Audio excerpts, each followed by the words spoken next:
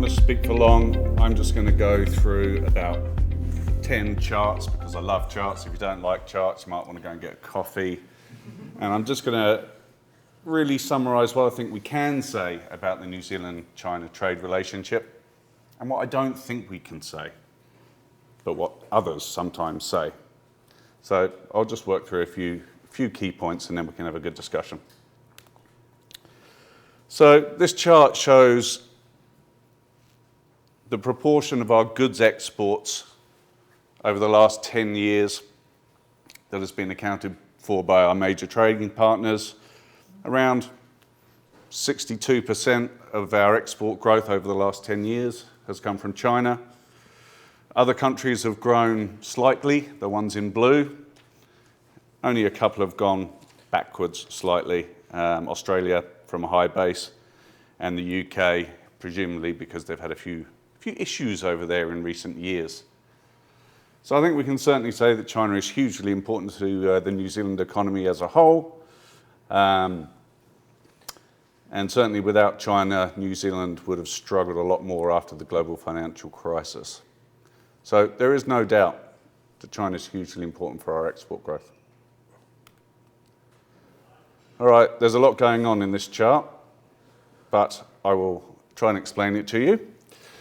So along the horizontal axis, we have for all those countries how much of their exports go to China. And on the vertical axis, we have how much of their imports are sourced from China, with the idea being that the further right and to the top right you go, the more exposed you are overall because you've got a high share of your exports going to China and you import a huge amount from China as well. So you can see New Zealand is in that top right quadrant. So we are above averagely exposed to China on exports and imports, but we're in pretty good company. There's a lot of other large developed economies in there as well, including Australia. So I think this just shows that this conversation, this seminar could be given in any country, or in a lot of countries, and the same sort of discussions would be had. Okay. I told you there'd be lots of charts, but just for fun I've added a table, because I like to keep it fresh. All right. This chart shows for HS4 codes, so sort of broad product categories that New Zealand exports to China, over $100 million. How much of our exports to the world are accounted for by China? So again, the further to the right we go and to the top we go, the more reliant we are on China overall. So you can see that for something like 306, which is rock lobsters, about 95% of those exports go to China. And you've got a whole range of wood products, logs, dairy products. Kiwi fruit is in there as well. So there are certainly a fair number of products where we are quite highly reliant on China to take what we sell. I'm not saying this is good or bad, and the whole theme of my report is pretty much whether it's good or bad depends on your perspective. But there are certainly concentration risks for some of our products. On the import side of things, certainly in the early days of COVID, there was a lot of concern about broken supply chains and we're not going to be able to get the things we need from China and we're not going to be able to get the medical supplies. So I had a bit of a look at this as well. Now this chart shows along the bottom how many countries we import products from. And in the data set I've got, there are just over 11,000 different products. And it actually shows that generally we're not importing products from one or two markets. We tend to buy them from quite a lot. And the magic number seems to be around 12. That's the largest proportion of our trade. Comes from around 12 different suppliers. China is the sole supplier of imports for 367 products, but they're only valued at 109 million, which is about 0.18% of all of our imports from the world. So to think that we are importing a huge number of products solely from China and that they're massively at risk from supply chain distortions simply isn't borne out by the data, or at least the data I have. Now, of course, in reality, we import more than 11,000 different products, but that's as detailed as the data goes. It's HS10, and I'm not aware of any more detailed data than that. If anyone knows what the one on the far right is, that 0.1% that we import from 107 countries, who hasn't looked on LinkedIn, where I posted this as well, I will very happily buy you many craft beers if you come to Wellington. Anyone want to have a guess? The product that we import from 107 different countries. Craft beer. Craft beer, yeah. In fact, this probably has been put in craft beer in Wellington. It's vulcanized rubber. So why we import that from 107 different countries, I don't know. But there's a fun fact for you to entertain your friends with. They probably won't be your friends for very long. That's okay. That's why I come to Auckland to present instead of staying in Wellington. So look, I think all of those things are empirically supported, and I will stand by all of those when this report is released. Things that I don't think we can say. We're too reliant on China. You know, we hear this all the time. It's on the radio so frequently. But to suggest that we are too reliant or exposed or too interrelated with China, that implies a value judgment about what the correct level of exposure might be. And there's no analytical way of showing that. Everyone will have different views. You all had different views on whether or not we might want to trade more or less with China, and it came through pretty clearly in those questions at the start. So, is 28.5% of our exports going to China the right number? I don't know. No one knows. And those who say it really should have a view on what they think the right number should be.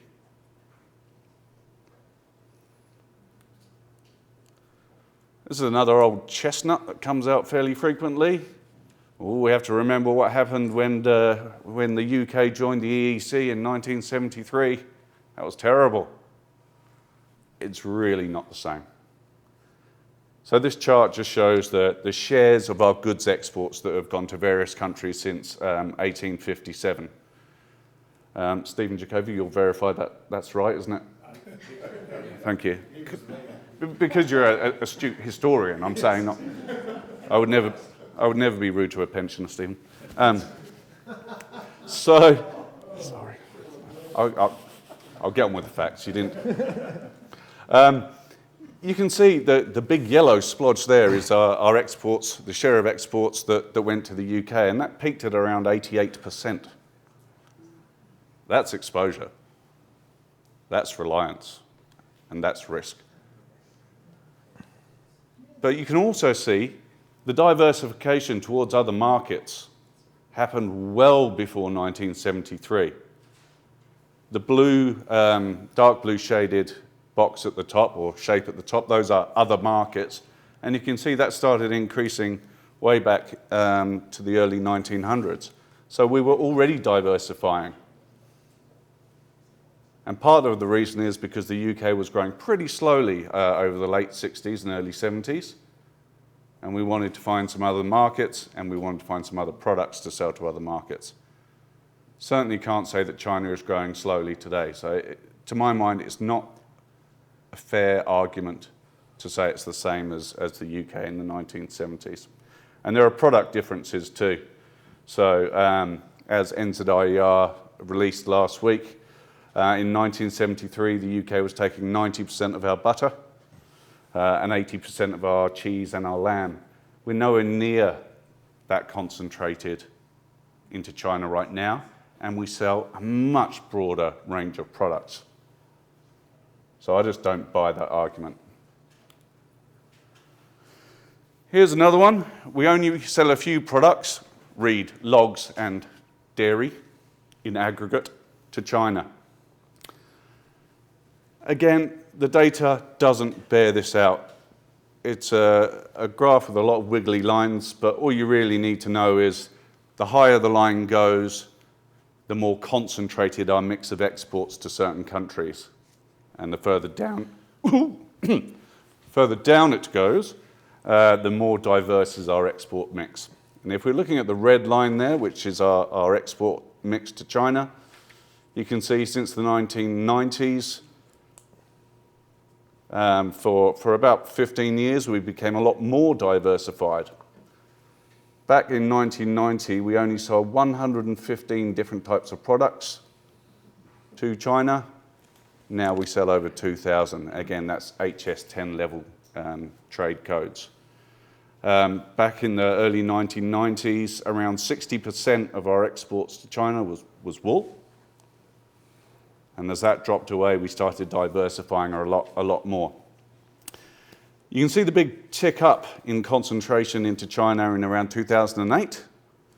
Part of that is to do with the free trade agreement, which improved conditions for our traders.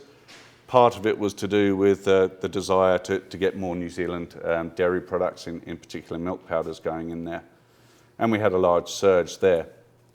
We then had a drop away after the false alarm over botulism. But what we're seeing in the most recent period is growth of a number of different products that are sort of off spins from the products you'd think we'd be selling in China. So it's not just milk powder now, it's ice cream. It's not just logs, we're getting some wood pulp in there, we're getting gold kiwi fruit in there, frozen squid, cheddar cheese, honey, tripe, and Pacific Queen apples. All of those have grown very, very rapidly into China over the last few years. So I think there really is some diversification going on. It's not quite moving the entire line up, but I think there's certainly signs that that's going to happen. Of course, we should diversify our export markets. As we found out in that question I gave you earlier, a lot of you suggested India and Korea. This chart just shows average per capita growth from 1970 to 2018. I'm sure if I did this projected forward, in fact, I'd need to look to Sharon or Rodney for those forecasts. There simply aren't many large economies who want what we produce, who don't have a large domestic set of stakeholders who really don't want to import what we do, i.e. in the EU, for example, or the UK, there's a lot stronger agricultural production and some pretty strong interests there. The US, yep, we can try and sell more there. That would be helpful, but it's not particularly easy at the moment. Australia, there's nothing really stopping us selling more there. So I'm just not sure if you somehow had to diversify away from China in a big way, where else you'd sell. And again, I would encourage you, when you hear this argument come up, and you will all the time, just ask them where we should sell to. Which products? Which markets? How realistic do you think it is?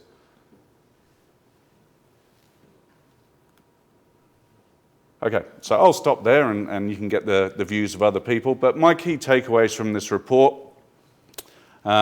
yes, there are concentration risks. I don't think there's any value in denying that. We have to be honest about it. But I don't think it's up to politicians, commentators, economists like me, officials, to tell firms that they're too concentrated in one market. They have skin in the game. They know these markets better than most of us. They're the ones who suffer if they get it wrong and benefit if they get it right. So to my mind, it should be up to firms to decide where they sell. And we also have to remember that a lot of firms aren't just selling one product. And there are a couple of case studies in the report that bear this out. They spread their risk by selling different products to different markets. Diversification, easy to say, hard to do. It's never clear what the counterfactual is. What can the government do? It can certainly help by continuing to negotiate free trade agreements, and over time, hopefully that will give firms more options to sell into more large markets with better market access. But that's going to be tricky and it's going to take some time. So I'll leave it there and I'll look forward to the discussion. I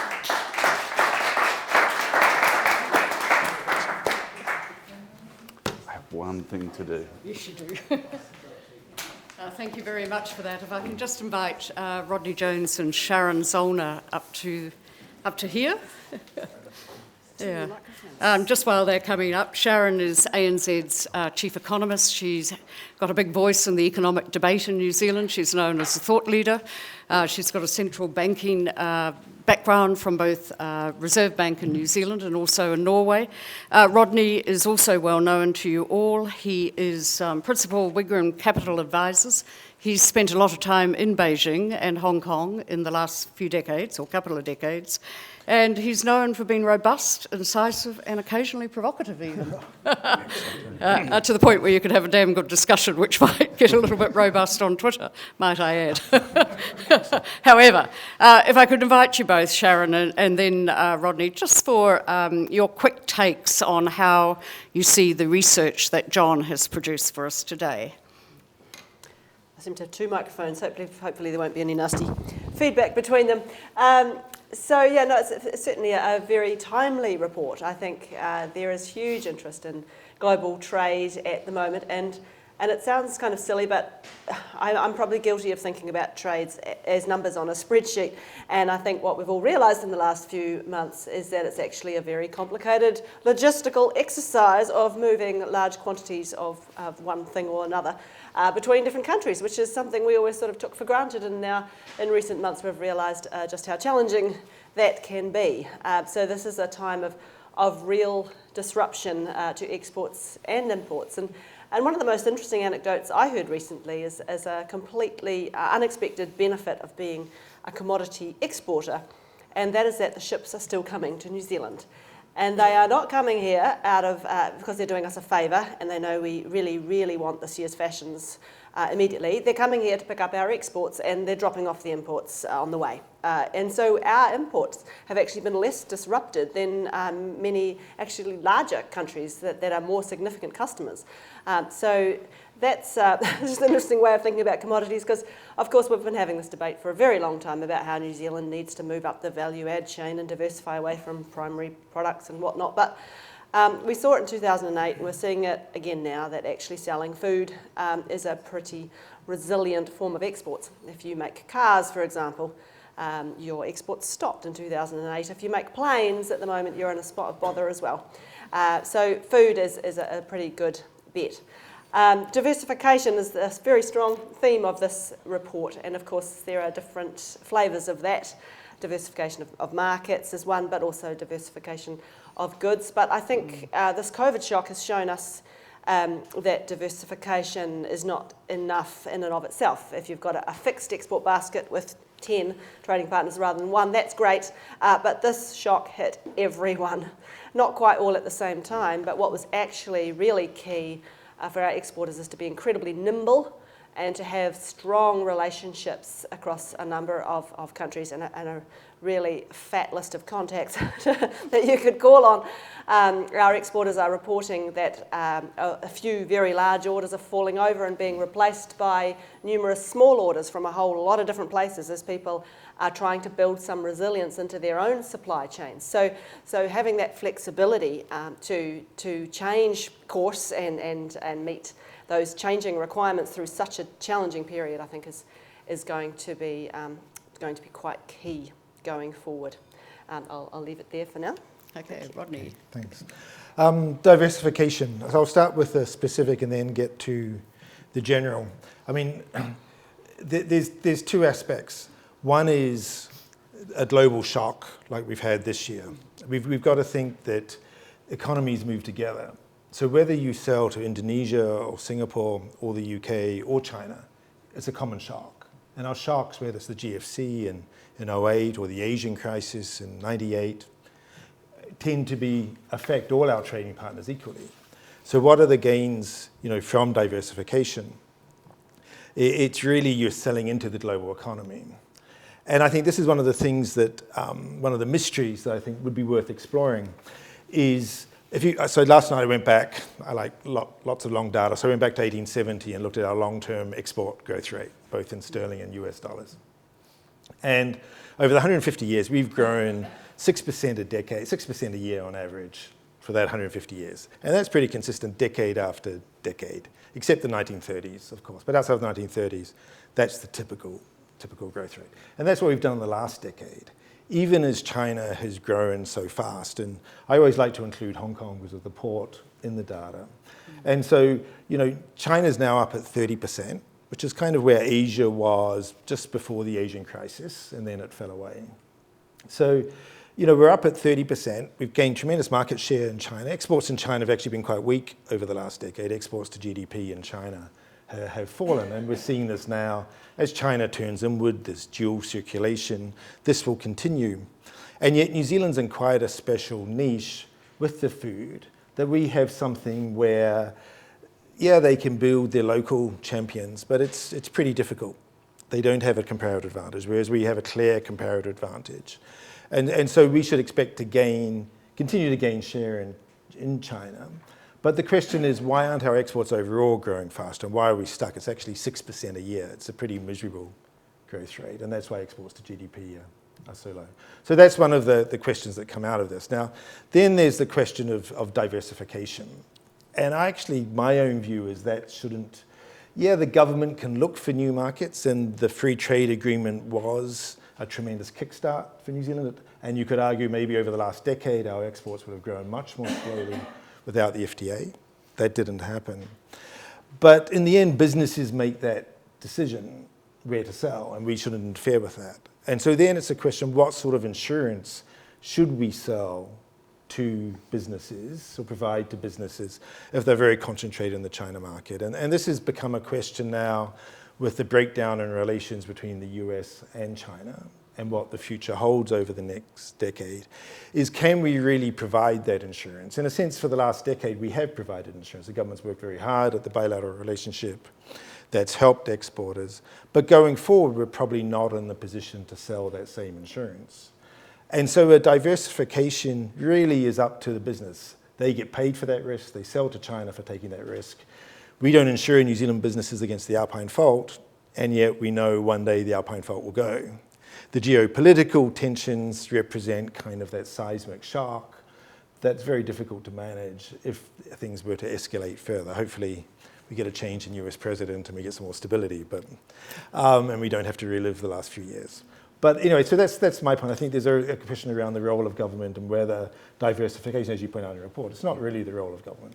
And so is New Zealand overexposed? And just to end, Brian Easton came out with his book, and one thing I took away from that on the economic history of New Zealand was I was brought up to think that the UK going into the EC was a tremendous shock that changed us in the 70s.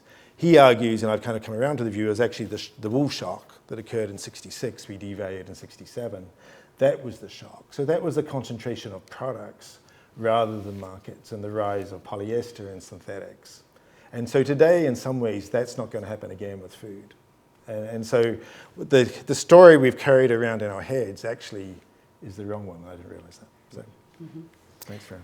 Obviously the subtext to this has been the recent argument that New Zealand does have too many eggs in the China basket, and this has sort of come up in political fora in particular, but without much challenge really at the moment. There's not much challenge I can see out of that, and the talk out of ministers at times is about the need for more diversification without actually talking about the elephant in the room, which they've got wrong anyway, because it's not an elephant according to you, it's actually a little thing, which we don't worry about.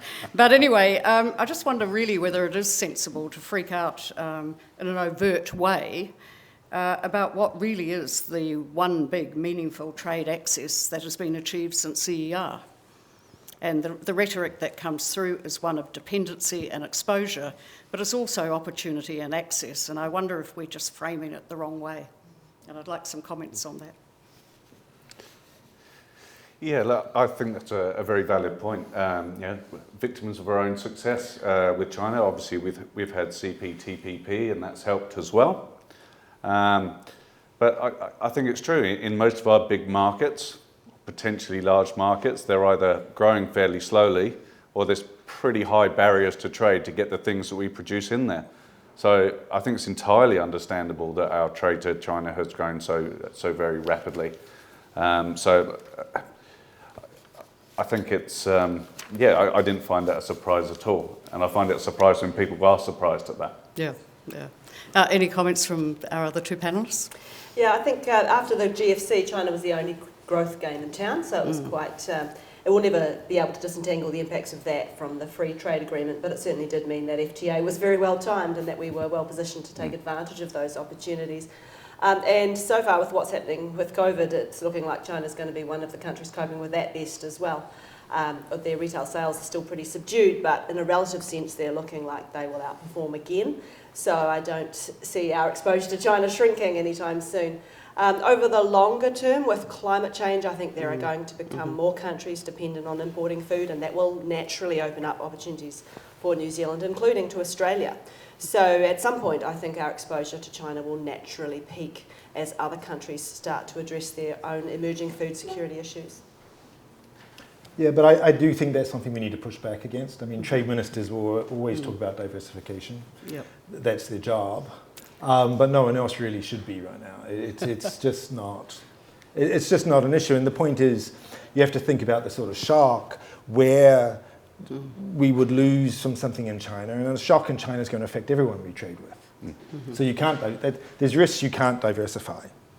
And China exposure, I don't think you can diversify. I mean, one of the calls frequently from the business sector is when there's a little rustle, if you like, between, at the political level, Hong Kong, for instance, and the recent statements and actions by our government, and the counter comments out of the embassy and out of China itself. Do we overreact in the business, or should business just actually get on with it and blot out the political noise? What's your feeling on that? Can I jump in? Yes, you can. I think we overreact continuously. I think we're just better off letting it slide, accepting this is the way. And we have an independent foreign policy. That's the whole point. We've had it since 1984, 85. That's who we are. And you can't really mix. It's harder going forward to mix foreign policy and trade. And as a country, we need to be free to express our values, and businesses, well, they have to live with that. And there's no evidence. I mean, Taiwan sells 40% of their exports to China as an economy. Australia's at 40, if you include Hong Kong. I like always including Hong Kong because of the port, and China now includes Hong Kong as well. So we're not actually that exposed. And I think the reactions, the emotion level swings too high. There's going to be bumps in the road. That's normal now. Particularly, just given how unstable we are with the breakdown in US-China. We've got to accept that the stability we've been accustomed to is not there. I'll just point out that it's such a symbiotic relationship. They need our imports as much as we need to sell them to them. So no country wants to see food price inflation. It's really, really bad for social stability. So there are constraints on them as well. Yeah, questions from the floor. Don't be shy. I'm looking at you, Stephen. Yeah. Oh, okay. I think that was a really interesting comment right there at the end. And we are the number one exporter of food, and we keep hearing that does put us in a very comfortable position. And Australia is more exposed, but we don't have minerals, other things. Most of our trade is actually able to be substituted to other markets. So what are your thoughts on our relative risk vis-a-vis other countries that don't have products that are so easy to substitute?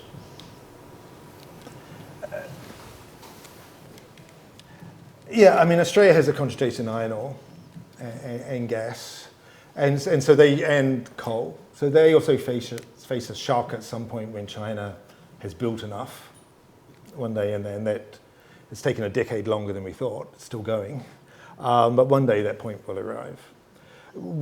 So yeah, that is a point, and I think that's partly the answer as to why our export growth didn't pick up in the last decade. There was a lot of diversion towards China that can always be diverted away, except for crayfish, as the example. Yes, Australia and New Zealand have similar shares of exports going to China. Australia's is a little larger, but essentially they are very exposed to China's investment cycle, which is very exposed to the government decisions. It's very public driven. We're more exposed to consumption, which traditionally is a much smoother kind of evolving phenomenon. So one would expect on average our exports to be less volatile than Australia's to China. Thank you, and thank you, John, for the report, which the New Zealand International Business Forum was very pleased to help co-sponsor, and thanks to the panel. We've talked a lot about economic risk, but the issue here is often political risk. And of course, Rodney raised quite correctly that there's no assurance necessarily the government can give for this, but there is at least perceived to be a political risk. So how can that best be managed? Don't tell me ask the politicians. No, okay. So I actually think, for the reason we've talked about today, in terms of our exports, the middle class, the importance of buying, the importance of the Chinese system in ensuring the middle class continues to expand, and the sensitivity of the numbers earlier in the year, that income levels are still quite low when you look at inequality and the number of people earning less than $1,000 a month is still very significant, and so and the need to buy high quality food products. So I just think we're kind of our exports, and which is what is outside of that political cycle, which is the same with Taiwan in a way. Even as tensions rise and fall between either the KMT or the DPP and government, their exports carry on, and the Chinese dependence on semiconductors and technology remains there. And so we're kind of in a similar position. So the political relationship has to be managed as a political relationship in our kind of broader foreign policy framework. And the anchor of that is our independent foreign policy. In a sense, and I think we're in a stronger, my personal view, it's a little bit off topic, is that we're in actually a stronger position now. And, with Foreign Minister Payne dashing off to Washington in the last week, just emphasizes our point of difference. And that in some ways we can relax a bit now with both the US and Australia having moved so far away, we actually have a lot more space. And I actually think that gives us a lot more freedom, and we can kind of relax a bit. That's my personal view. Can I just borrow that? There are two other forms of insurance that are already in play as well. First of all is the strength of the relationship between the two countries and our institutions that's been supported by the Free Trade Agreement and those developments over time. So I think that's very helpful. The second thing is that the perception that we just put stuff in containers and ship it over there and go straight to the consumer is not how it works. We now have supply chains that are integrated across many, many countries. We have a lot of Chinese investment here. We have New Zealand investment over there. Those sort of supply chains means that it doesn't make a lot of sense to use political weapons necessarily to shut off trade or investment, because you're hurting yourself given the two-way investment flows and trade flows. So I think those are two sort of natural hedges as well. And I think Fran made the point yesterday when I was chatting to her, and this is something I think would be great for someone to dig up the numbers. What percent of New Zealand exports are actually by Chinese-owned firms? More than 50%. It would actually be interesting to know that number. I don't know it. No. Well, look at dairy. It says Fonterra and Tatua that are New Zealand owned. Yes, but then you have other, you have other smaller companies, infant formula. We do have investment where, what percent is that? I don't know the number. I couldn't tell you. Yeah. Simon. I don't really know what the question is, but I'm sort of interested in this question of actually going beyond just talking about countries and talking about segments of countries, because, for our company, we're increasingly in a situation where we have a very finite raw material, if you will, and we need to make sure we're maximising the absolute value of that. And that's increasingly going to be, you know, the upper middle class in a number of markets. And I wonder whether, I'd be interested, I guess, John, your comments around this, putting this into the diversification question, because I suspect, you know, you get this debate, is it too much in China or should we do more in Japan? Whereas in effect, it could actually be we need to sell more to 100 different countries, but a certain sliver of their sort of socio-economic makeup is the sweet spot we should be in. So just interested in comments on that. Yeah, look, I think diversification can take many forms. It's not just markets, products, it's cities within large countries, it's different distribution channels, you know, online, retail, food services for Fonterra, for example. So it takes many, many different shapes. You can diversify in terms of the demographics you're trying to hit now and in the future. So I think there's a whole range of different diversification options that businesses can pursue. But that debate certainly doesn't come out in the sound bites on the radio, and I think it's an important one to get out there.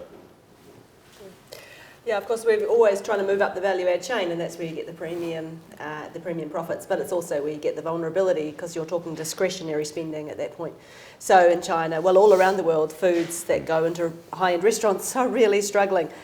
So I think at New Zealand, we're actually got quite good diversification. At one end, we're selling venison and rock lobster into Beijing restaurants, and at the other end we're selling sacks of milk powder that are pretty much undifferentiable from anyone else's into quite poor countries. So while it's good to have a premium, I think the bit of diversification in that mix is not entirely a bad thing, because, you know, they say selling toilet paper in a recession is a good bet. Well, selling basic food in a global recession is not a bad bet either. The figures you presented, John, showed New Zealand in a fairly sweet spot on that graph at the start. Obviously, Brazil and others ahead, but however, and certainly ahead of Australia. But I think one of the points that the Council has been pondering is on the ground, main competitors to New Zealand are very actively investing in areas such as market international education. And other countries also looking to COVID and to China to pull them through COVID, much as what happened with the GFC. So how competitive should we be, and should this be a concern for our exporters that others, more aggressive and hungry, might also get in on the action and push us back proportionately? Thanks. I think they call that on the hospital pass. Exactly. Well, it's a good question. No, it is a very good question. Thanks, Fran. Look, I think right now there's a whole lot of countries that would love to have a larger export share in China. A whole lot of them. Right now, a lot of countries would be happy getting export revenue from any source. And I think it's true, there will be more competition in China as we come out of this recession. But I would say we're well placed to take advantage of it because we've been there a long time, we're trusted, we've got a whole range of different products going through a whole range of different channels. So I think we've got a head start there. There will be others that come in hungry, and I think after the global financial crisis, around tourism, for example, I understand that Australia was quite aggressive in their marketing in China and went a lot earlier than New Zealand did. We need to be careful not to make that mistake, and I don't think we are. I think Pete Crisp was gone, but I think he's got a nice big budget increase to make sure our presence remains lifted in China, so that when others come trying to knock on the door, we're still top of mind. So I think we are well placed, but you're right, it's going to be tough. Do you want to comment, Steph? Well, I'm happy to comment. Steph Honey, you have a question you want to raise, and then perhaps, sorry, who was going to comment? Well, No, way you go. Well, actually, I was going to make an observation on that hunger. I mean, I think one of the things that, has been a bit of a worry is this phase one trade deal between China and the US. There are big expectations on China to purchase US agriculture exports, including, beef, where we have got a very important market niche there and so on. My question was actually going to be just on the food and agriculture narrative. I mean, I don't disagree with that at all. I very strongly believe in the role of food trade, food security, including for a net food importer like China. I think, though, it is worth bearing in mind that at least some of the stuff I've read recently suggests that by 2030, China is going to be the biggest producer of agriculture in the world. And, you know, from my own visits there, it's very clear that they are pumping a lot of money into the sector. They are very keen to develop their own productive base in that area, dairy products and others. So, you know, I think it's absolutely the right narrative and it's something I really believe in, but we do also have to be aware that there are risks. But actually, my question was going to be around, and I think picking up on the point that Fran's just made, some of that, I guess you could say, kind of the new economy, not just tourism and education, but what about digital services, video gaming, all those other things? I mean, what do you see as the potential there? It's obviously a pretty crowded field too, but we do have some good niche products that I think we could put in. I mean, was that something you looked at as well, John, or, you know, others on the panel? Yep, I certainly did look at the services data, but services data is pretty rubbish, to be honest. Our exports of services to China are dominated by tourism and export education. There's a pretty small amount of business services, and within that there might be some, you know, gaming and that sort of thing. But at the moment, well, there's two ways of looking at it. There's a lot of potential, well, there's not a lot happening. I don't know enough about digital services to explain where we might go with it. But right now, we're certainly not concentrated in China in digital services. So the only way's up. Yeah, I just think with the direction in China that's unfolded over the last decade, starting with the Great Firewall and then the building of domestic champions, you know, once upon a time, one would have imagined, say, a Zero being able to operate in China. That would be extremely unlikely to happen today. So, and then the questions around data security, where you keep your data. I mean, services is really quite closed relative to what we may have thought a decade ago. And so some of those high growth things we may have thought about didn't happen, and now would be unlikely to happen. So where we're lucky with food is we don't know how China's strategy is going to work out, turning in wood. They're doing just fine in the COVID. Where we're lucky is with something with a very clear, defined, and I actually would be skeptical that an SOE operating in the north will compete with New Zealand ultimately. Sure, they'll be producing that, but as incomes grow, that top level will grow and the demand for New Zealand product will grow. So I don't actually worry about import substitution affecting New Zealand. But in services, you know, there is a major blockage. Yeah, I mean, they're water poor, and that's just going to get worse. Well, they've got too much right now. We've got, yeah. So, and our comparative advantage is water and sunshine, and that will always be the case, whereas in digital services we have no natural advantage over anyone else. The natural disadvantages, of course, are less in terms of the tyranny of distance, but I can't see any particular reason why we're going to succeed more than others in that space. Perhaps taking advantage of the collective of economists, or whatever A disagreement. I guess trade happens against overall economic health in different countries, and that's the basis on which people trade between each other. But with that, I mean, how would you look at the overall set of risks that China's facing at the moment? I mean, when it faces a shock like this, and how its systems are geared up against those risks to cope.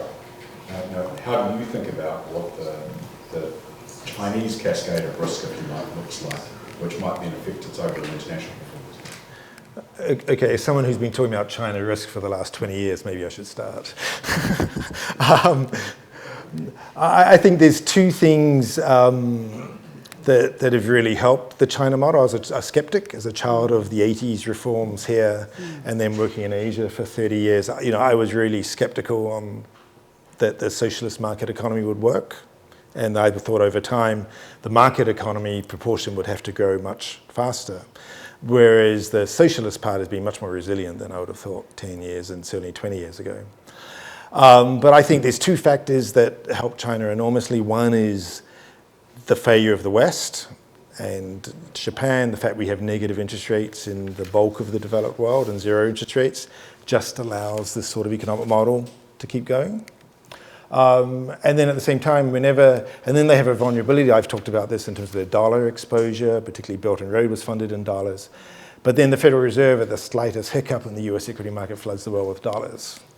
And so I think both these factors actually, ironically, enhance the Chinese system. And that's why they're coming out of this. I mean, there's going to be only 3 economies that grow this year: China, Taiwan, and Vietnam. And that's it. I don't have anything to add to that. I just say that China's biggest vulnerability is its export dependency. So even if they keep COVID out or it's really suppressed domestically, they're not going to dodge a bullet, just like us. I'm just going to invite each of the panellists to perhaps leave a parting thought, and then we'll ask Rachel to close, because I'm conscious we might have started later, but some of you have to get back to work. Parting comment. It's been a pleasure to be able to do this work for you. I love nothing more than digging into massive spreadsheets of trade data. I know that says a lot about me, and I'm okay with that. I've had therapy. But look, it's been a delight to share some of the key messages with you. The report itself is a bit of a doorstop, 60 pages of tables and charts, but if you need a number at any time, there'll be one in there that you can use. And I hope that it really does prompt a more informed discussion about this really important issue.